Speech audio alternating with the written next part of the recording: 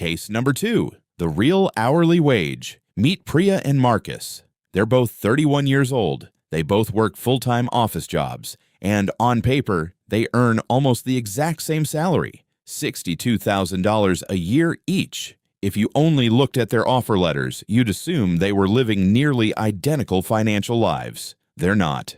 Priya works downtown in a mid-sized marketing firm. Her commute is 40 minutes each way through traffic that never seems to improve. She leaves the house at 7:15 every morning and gets home around 6. Marcus works from home for a logistics company 3 days a week and drives 15 minutes to the office on the other 2. Same salary, same tax bracket, same job title, more or less. But here's the question nobody ever asks when comparing 2 paychecks. What is each of them actually earning per hour? Not the number on the offer letter. The real number, the one that includes everything it costs to make that money. Because a paycheck isn't just a number, it's a number attached to a cost. And most people never calculate that cost. They see $62,000 divided by 2,080 working hours, and they land on $29.80 an hour. Clean, simple, completely wrong. Let's find out what they're actually making. We're going to open this case the same way we open every case at Wealth Lab. We're going to follow the money, not the number that shows up on the offer letter, the number that shows up in real life after everything real life takes from it. Let's start with Priya. Priya's contract says $62,000 a year. Divide that by 2,080 hours, the standard full-time work year, and you get $29.80 an hour. That's the number on paper. That's the number she'd tell you if you asked her what she makes. But Priya's real workday doesn't start when she clocks in. It starts when she leaves her house. Every morning, she spends 40 minutes driving to the office. Every evening, another 40 minutes driving home. That's 80 minutes a day, 5 days a week, unpaid. Over a year, that adds up to roughly 340 hours. Unpaid, not vacation, not overtime, just gone. Then there's the cost of that commute. Gas, insurance allocated to work mileage, and wear on her car. Conservatively, that runs her about $70 a week. Over a year, that's roughly $3,600 straight out of her paycheck before she even notices it's missing. Priya also stops for coffee most mornings because she's rushing and doesn't have time to make it at home. Call it $4 a day, 5 days a week. Over a year, that's close to $1,000. Not because she loves coffee, because her schedule leaves her no other option. Her office also has an unspoken dress code, not extreme, but present. New clothes here and there, dry cleaning every few weeks. Call it $800 a year conservatively. And then there's the part nobody puts on a spreadsheet. After a stressful commute and a full day at the office, Priya doesn't come home ready to cook. 2 or 3 nights a week, she orders food instead. That's not a luxury, it's decompression, but it still costs money. And that money is a direct result of how her job is structured. Call it an extra $1,500 a year above what she'd spend if she had energy left to cook. Add it all up, $3,600 in commuting costs, $1,000 in coffee, $800 in work wardrobe, $1,500 in convenience food from exhaustion. That's $6,800 a year, disappearing quietly, tied directly to the structure of her job. Now, subtract that from her salary. $62,000 minus $6,800 leaves $55,200 in real take-home value from her labor. But we're not done. Remember those 340 unpaid commuting hours? Those count too, because that time isn't free. It's time she's spending because of her job, even though she's not being paid for it. Add those hours to her 2,080 working hours, and her real-time investment is 2,420 hours a year. Now divide. $55,200 divided by 2,420 hours, $22.80 an hour. Not $29.80, $22.80. A gap of $7 an hour, completely invisible on her offer letter. Now let's open Marcus's file.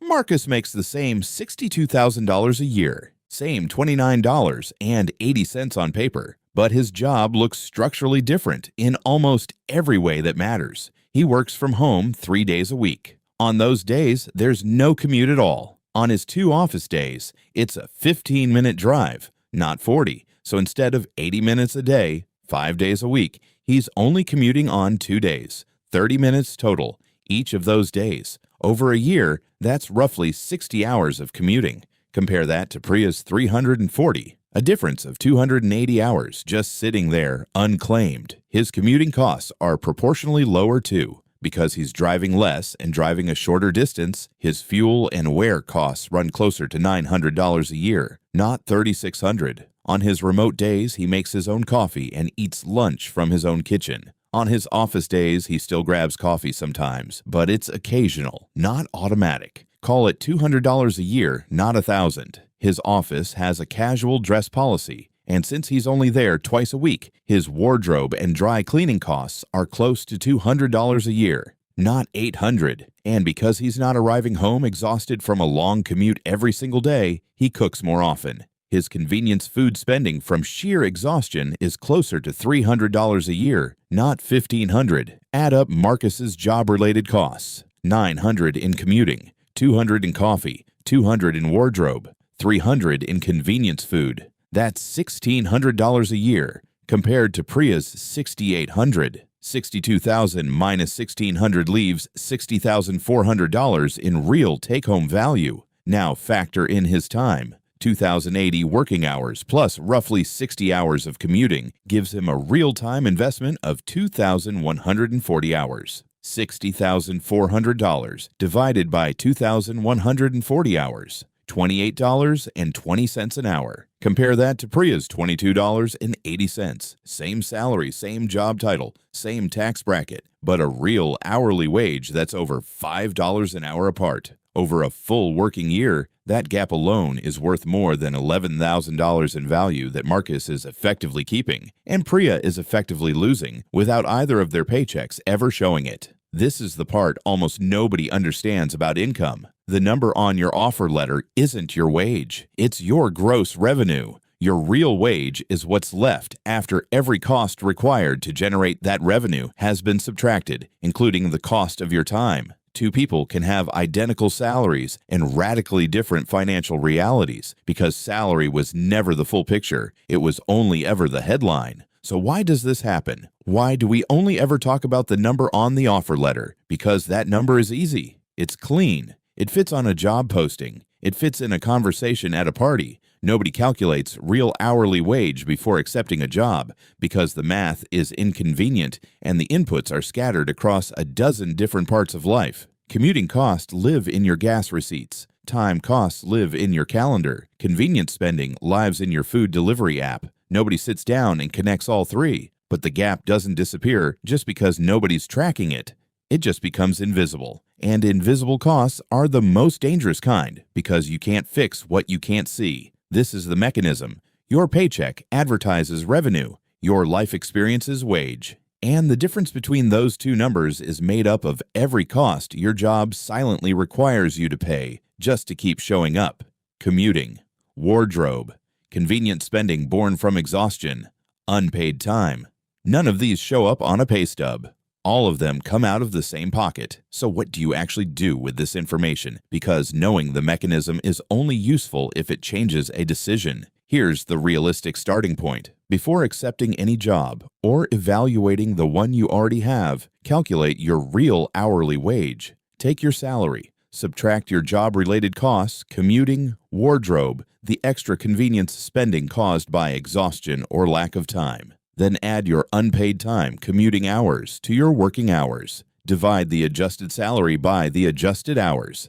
That number is your real wage, not the fantasy number from the offer letter. Once you know that number, a few decisions start to look different. A job offering $70,000 with a 90-minute daily commute might have a lower real wage than a job offering $62,000, 5 minutes from home. Most people would never guess that from the offer letters alone. The math only reveals itself once you run it. Negotiating remote or hybrid work isn't just a lifestyle preference. It's a direct raise, even if the salary number never changes. Marcus isn't earning more than Priya on paper, but he's earning more in reality because his job costs him less to perform. Reducing convenience spending caused by exhaustion is not really about willpower. It's about job structure. If a job leaves you too drained to cook, that's not a personal failure. That's a cost the job is quietly passing on to you. And this is where the trade-offs come in, because none of this is free either. Remote and hybrid roles often pay less on paper than in-office roles in certain industries. Some companies still tie career advancement to physical presence, whether that's fair or not. Moving closer to work to cut commuting time might mean higher rent in exchange for lower time and transportation costs. There's no universal answer. There's only the real math applied to your specific situation. The goal isn't to declare that remote work always wins or that every long commute is a financial mistake. Plenty of people take longer commutes for better schools, cheaper housing, or roles that genuinely accelerate their careers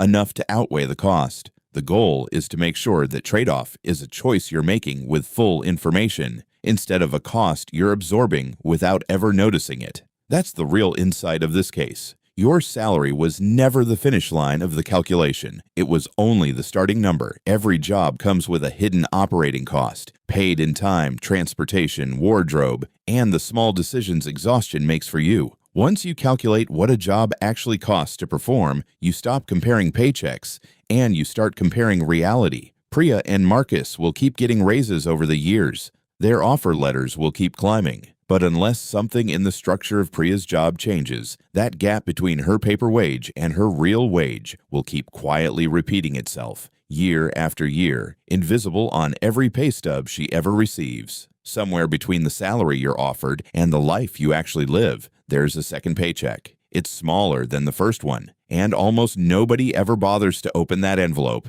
Case 2 is closed, but this isn't the end of the file, because if your real hourly wage isn't what you think it is, the next question is even bigger. What is a raise actually worth once the system takes its share first? That's the next case Wealth Lab is going to open.